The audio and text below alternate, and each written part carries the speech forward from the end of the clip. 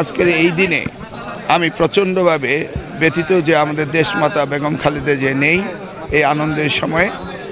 আর আমরা আগামী দিনে বাংলাদেশ আমাদের মাননীয় প্রধানমন্ত্রী তারেক রহমানের নেতৃত্বে গড়ে তুলব ইনশাআল্লাহ, এই কথাই আপনাদের দিতে পারি।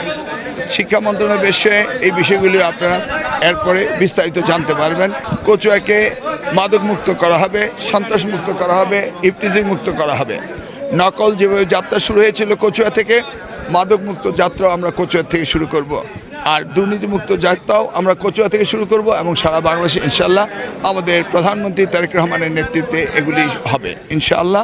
কথা দিচ্ছি আগামীর বাংলাদেশ সুন্দর বাংলাদেশ তারেক রহমান সাহেবের নেতৃত্বে আপনারা পাবেন।